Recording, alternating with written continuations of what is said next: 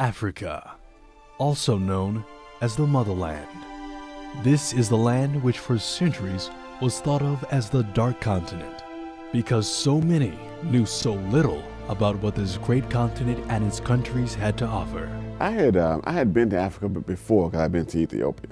But before I had gone to Ethiopia years ago and took a look at it, you know, you only know Africa for what you see on the news and stuff like that. You assume that everybody, certainly it's a third world country, and it has its challenges. And you know, I was thinking that Ethiopia, you're gonna see people wandering the streets, starving, and all this other kind of thing that you would see from all of the different community service announcements and stuff that you have been looking at throughout the years. So you really don't know what to expect. With so much curiosity about Africa, 2 universities of students and administration set out on a journey to answer some of their curiosities. And they would find these answers in the beautiful land of Ghana. A couple of people already gave me a little hint about Ghana was the total opposite from Senegal, how they're a little more blunt and they like, you know, taking your money. But at the same time, when I got there, it was totally different. There was some people there that, you know, called you an Abaruni, which is a foreigner, and there was some people that just welcomed you with open arms. You start to experience it even on the plane, how accommodating they are to each other. You know, a close family knit type of society that they have. And then as you get on land and get to the, you know, to the airport, it starts right there, them trying to make you feel welcomed. You know, actually the first thing you see is this huge sign that says like, you know, that says Akwaba, you know, which in Ghanaian means welcome, and it just really just begins there of trying to ensure that people are well taken care of. Ghana is one of the first sub-Saharan African colonies to gain its independence. In 1957, Ghana became the land of something special. I think Ghana has a lot of potential. Certainly is one of the beacons of democracy in Africa, having gone through its recent presidential election that was very heated, you know, but they were able to maintain their democratic stance and their approach to you know, to how they wanted to have a voice in what they wanted to do. And so they had a change in leadership that was sometimes potentially volatile, but it didn't turn into that. It turned into a really democratic state of choosing the right person that the people wanted. And I think that in itself is a feather in the head of Ghana, to be able to say these people can come together, they can choose their leaders, and they can continue to move this country forward. Ghana is a great and exciting place to see. The economy is struggling, but it's continuing to grow. But it's the food, the music, the natural beauty of the land that makes Ghana so special. It's a very welcoming environment to be able to, you know, to be there. And they know, you know, having done this for many, many years, that people are coming back to this homeland, and they try to ensure that you feel comfortable from the minute you get off of that plane. And that's very refreshing to find people that are really embracing you as you start to get into it and get to the airport. The food is enriching, filled with herbs, spices, and natural flavor that the people of Africa have survived and thrived off of for centuries. The food was great, but we stayed over for 5 weeks, and it was kind of a struggle for me. Everybody else, you know, got along with it. There was one girl that was actually, her parents are from Ghana, so she just fit right in with the banku and the fufu. But I'm a vegetarian. It's been like 2 years. So actually going over there, everything you eat is just rice, chicken. So most of the time I eat like rice and pineapple. When most Western countries think of Africa, they see what's on television. But Africa and Ghana is an exciting place to see, and a strong sign of where hopefully much of Africa is headed.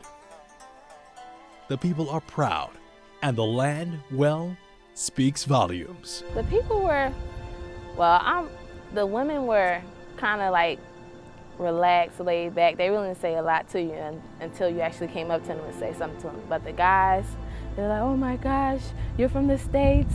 I want to marry you. I got married, well, I didn't get married. I got proposed to probably like 11 times over there. It was really, really majestic to sort of see it all and to see as we traveled the countryside, because we went very, very deep into the countryside of Ghana. And it is a very beautiful countryside. Many Ghanaians had never seen it. They pretty much stay where they are. I mean, travel is not easy. So, so many of them, even the ones who were our guides, had not seen all of what we saw. They had not seen it all. And so the more up we went, they were just surprised at what they had seen. When it comes to tourist attractions and the people, these students had a chance to see the land and the meaning of words that one takes for granted, like community. Because here, without community, there is no survival, no life.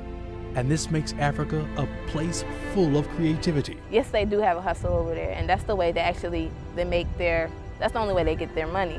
So a lot of the crafts and their foods and stuff, it's either they're selling it because of they're a farmer or they're actually making them. So a lot of these bracelets and jewelries and stuff over there make it. They sit on the corner, you know, watching their kids and make them. And then when it's time for them to sell it, they'll take it to the foreigners because they know the foreigners, of course, foreigners will want some. Such as this famous kente cloth, which is only made in Ghana. But the kente cloth, I had to give it to them because there's a machine and it takes like forever to make just one strip. And not everybody can actually do it. It's passed on to a certain person in the family. And during that kente cloth, there's different stories to each fabric. So that person is actually a storyteller, and at the same time, they make the fabric. Although Africa has come a long way, the hearts of the people are heavy.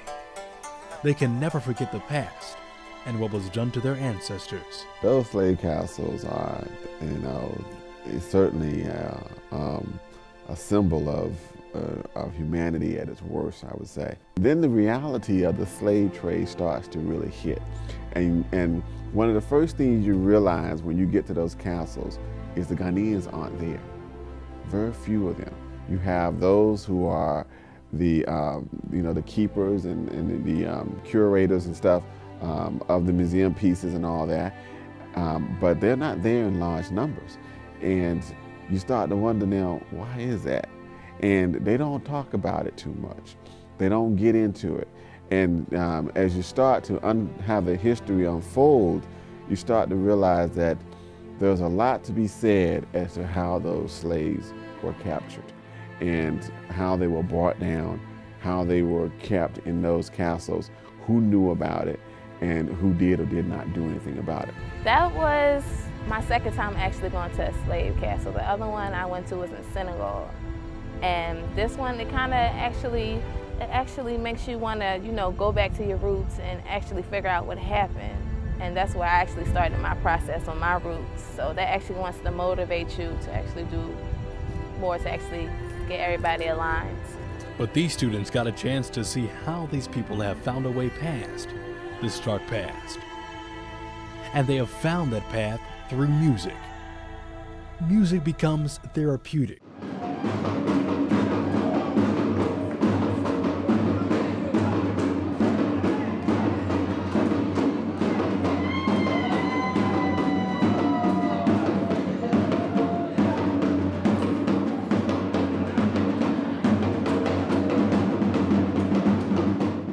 Africa is a beautiful place to see and to be.